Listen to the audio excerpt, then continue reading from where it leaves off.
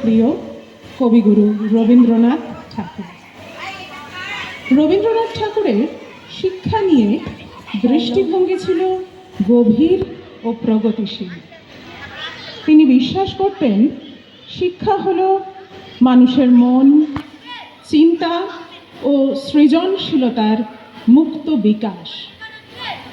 শিক্ষা যেন আনন্দের হয়, চাপের নয়, এই ছিল তার ধারণা।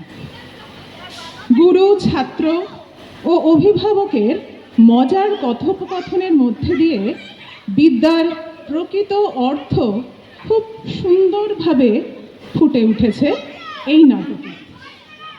আশা করি এই ছোট্ট নাটক আপনাদের মুখে হাসি ফোটাবে, আবার শিক্ষা আসল তাৎপর্য জাগিয়ে তুলবে। নাটকে ছাত্র শ্রী মধুসূদন, শ্রীযুক্ত কালাচাঁদ মাস্টার মশাই তাকে পড়াচ্ছেন। এমন সময় অভিভাবকের প্রবেশ। মধুসূদনের চরিত্রে অভিজ্ঞ সেন, কালাচাঁদ মাস্টার মশাইয়ের চরিত্রে প্রসন্নাক্ষী বোস এবং অভিভাবকের চরিত্রে অপরাজিতা নন্দী। শুরু হতে চলেছে নাটক ছাত্রের পরীক্ষা।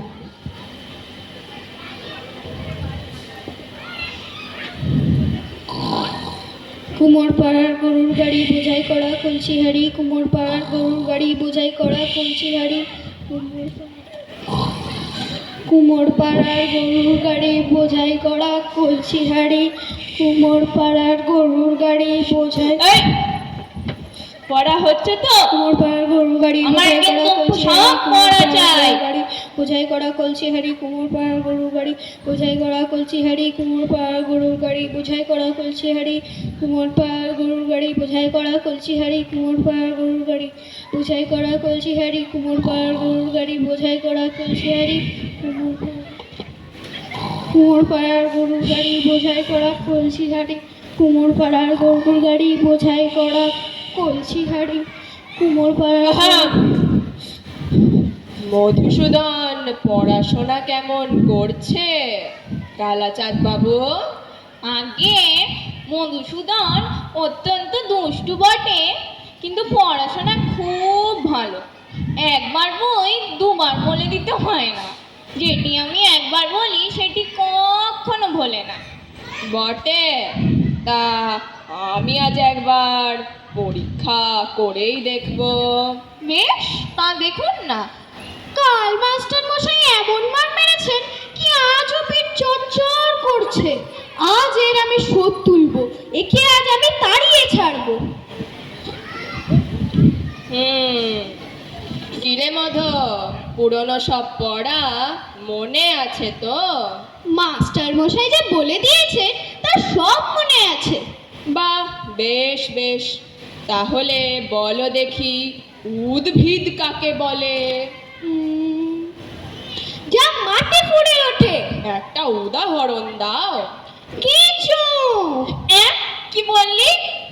আহা, রসুন মশাই, রসুন। এখনই কিছু বলবেন না। আচ্ছা, তুমি শোনো, তুমি তো পদ্য পাঠ করেছো। হ্যাঁ, পড়েছি। তাহলে বলো দেখি, কাননে কি ফোটে? কাঁটা। মার না খেলে তোমার বুদ্ধি খোলে না না? লক্ষ্মী ছাড়া পিটিয়ে বোঝাতে হয়, তাহলে তোমার সিধে হয়। কি মশাই মারেন কেন? আমি কি মিথ্যে কথা বলেছি? আচ্ছা আচ্ছা, বসো বসো।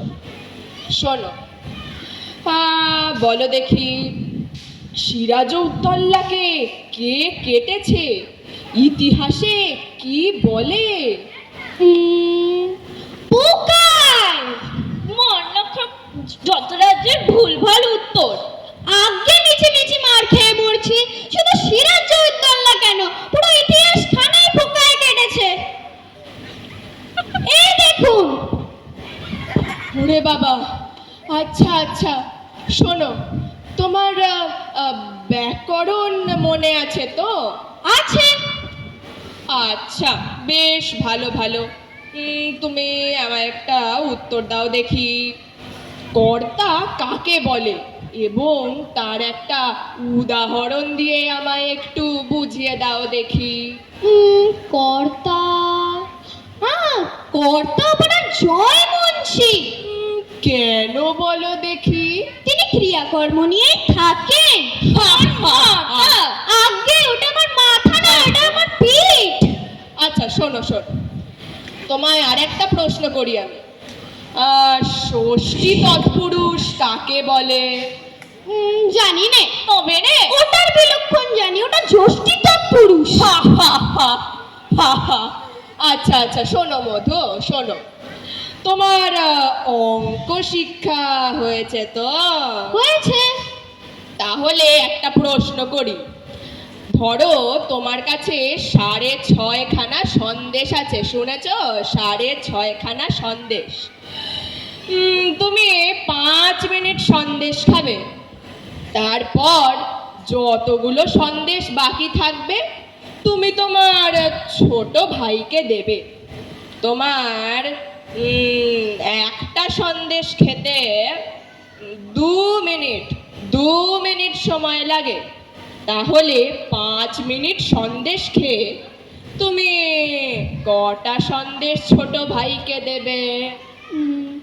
একটাও নয়। কেমন করে? সব খেয়ে ফেলবো তো, সন্দেশ তো দিতে পারবো না। আচ্ছা আচ্ছা, বসো বসো, শোনো শোনো, তোমায় বরং আর একটা প্রশ্ন করে দেখি। হ্যাঁ,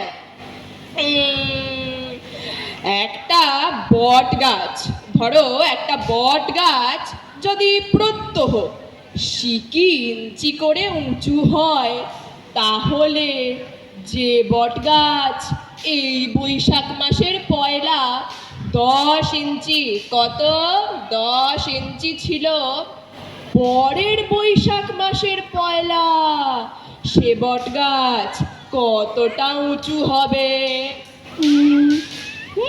যদি সে গাছ বেঁকে যায় তাহলে বলতে পারি নে, কিন্তু যদি সে গাছ সোজা হয়ে উঠে দাঁড়ায় তাহলে মেপে দেখলেই বোঝা যাবে। কিন্তু যদি সে গাছ ইতিমধ্যে শুকিয়ে যায় তাহলে কোনো কথাই নেই। মার না খেলে তোমার বুদ্ধি খোলে না ওরে না? বাবা। লক্ষ্মী ছাড়া তোমার পেটিয়ে বোঝাতে হয়, তুমি তুমি সিধে হও। আগে মারের চোটে খুব সিধা জিনিসে বেঁকে যায়। কালাচাঁদ বাবু, ওটা আপনার ভ্রম। মারপিট করে খুব কম কাজই হয়। কথায় আছে না, গাধাকে পিটলে ঘোড়া হয় না, কিন্তু অনেক সময় ঘোড়াকে পিটলে গাধা হয়ে যায়। অধিকাংশ ছেলেই শিখতে পারে, কিন্তু অধিকাংশ মাস্টার শেখাতে পারে না। কিন্তু মার খেয়ে মরে ছেলেটাই। আপনি আপনার বেত নিয়ে প্রস্থান করুন, কিছুদিন মধুসূদনের পিঠ জুড়োক, তারপর ওকে আমি পড়াবো।